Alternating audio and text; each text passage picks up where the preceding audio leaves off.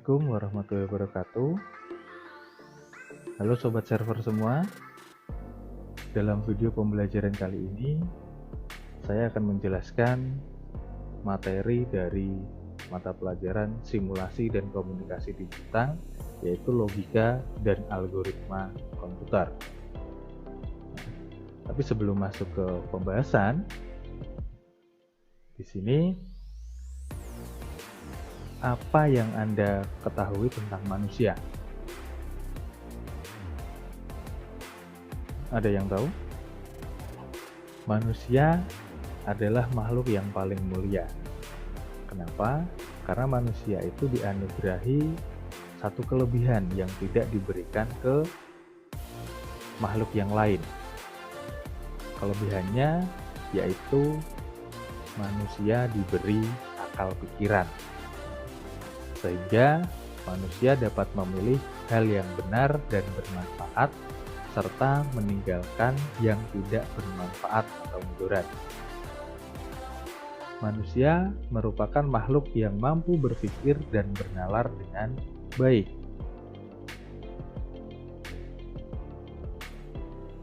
Dalam setiap keadaan, seorang manusia membutuhkan pola pikir yang logis. Berpikir logis yaitu berpikir dengan cara yang benar atau masuk akal dan sesuai dengan hukum logika. Jadi kita harus berpikir logis, berpikir yang benar, yang masuk akal dan sesuai dengan hukum logika. Apa sih itu logika? Logika sendiri itu berasal dari kata logos dari bahasa Yunani yang bermakna hasil nalar yang diutarakan dalam kata dan dinyatakan dalam bahasa. Itu logika. Logika disebut juga sebagai alat untuk menjaga dari kesesatan bernalar. Seseorang membutuhkan kemahiran bernalar logis agar dapat menghasilkan kesimpulan yang benar. Jadi logika itu bisa diartikan sebagai bagaimana kita berpikir dengan benar.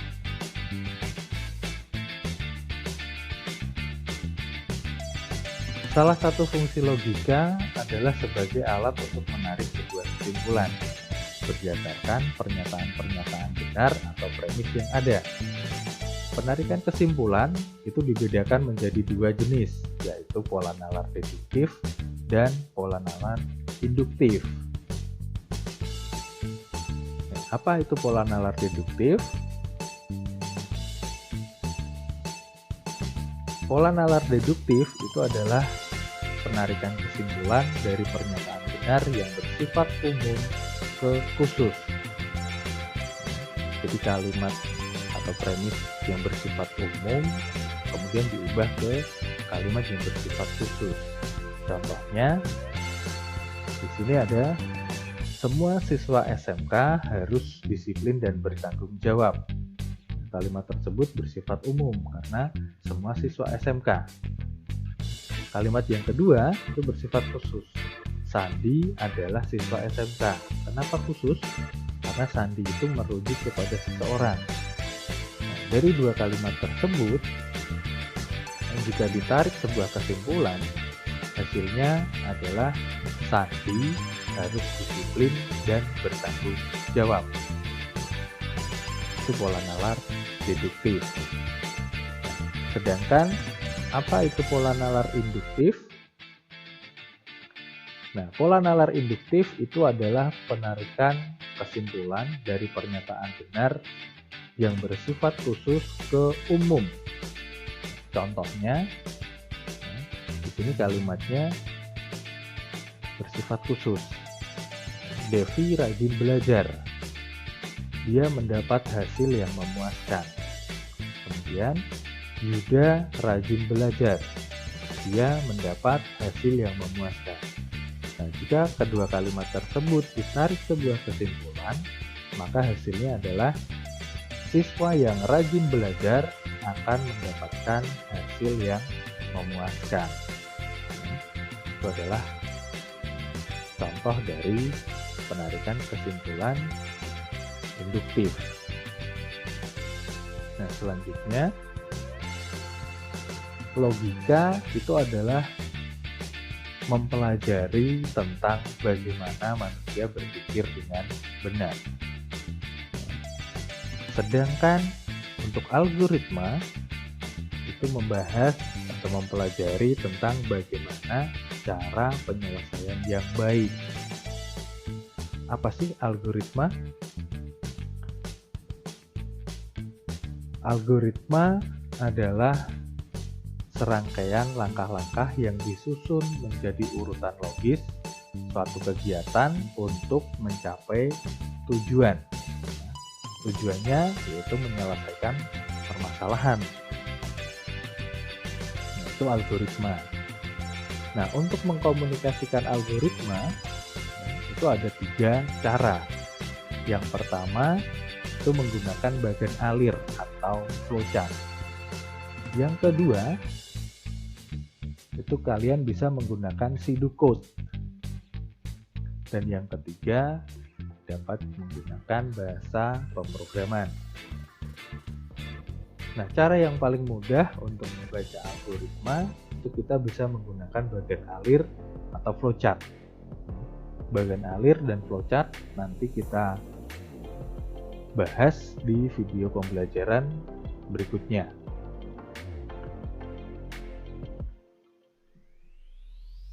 Nah, untuk membuat suatu algoritma, memudahkan kalian membuat algoritma, kalian harus memahami 3 poin berikut. Yang pertama, algoritma itu merupakan deskripsi urutan pelaksanaan suatu proses. Jadi dia berupa proses. Algoritma yang kedua tersusun oleh langkah-langkah instruksi yang logis.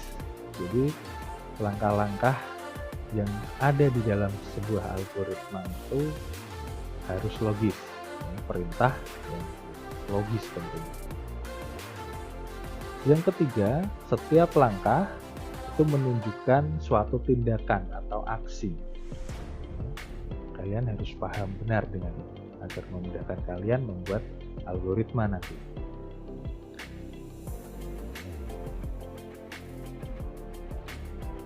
Contoh dari algoritma, di sini nanti ada 3 contoh.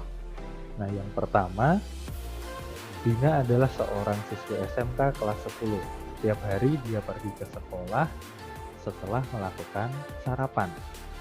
Nah, pada suatu hari, ketika Dina akan sarapan, yang tersedia hanya nasi tanpa sayur dan lauk. Kemudian, terpikir oleh Dina untuk membuat tumis toge tempe.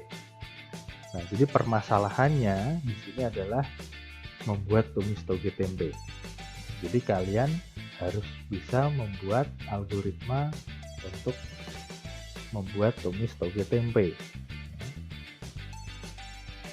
Nah, hasilnya ada 9 langkah. Yang pertama, siapkan toge tempe, cabai, bawang merah, bawang putih, lengkuas, dan bahan lain yang diperlukan. Kemudian yang kedua, iris tempe, bawang merah, bawang putih, cabai, dan lengkuas. 3. Panaskan minyak. 4. Goreng tempe sebentar. 5. Masukkan semua irisan bahan. 6. Tambahkan toge, kecap manis, garam, dan sedikit air. 7. Aduk hingga semua bumbu meresap.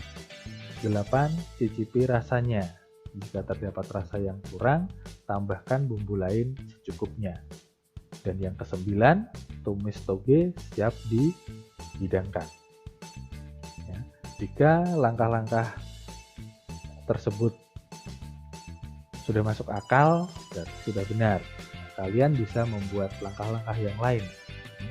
Urutannya mungkin ada yang terbalik, tapi itu nggak masalah. Yang terpenting kalian membuatnya, langkah-langkah tersebut sudah masuk akal. Contoh yang kedua, ada algoritma menghitung luas persegi panjang.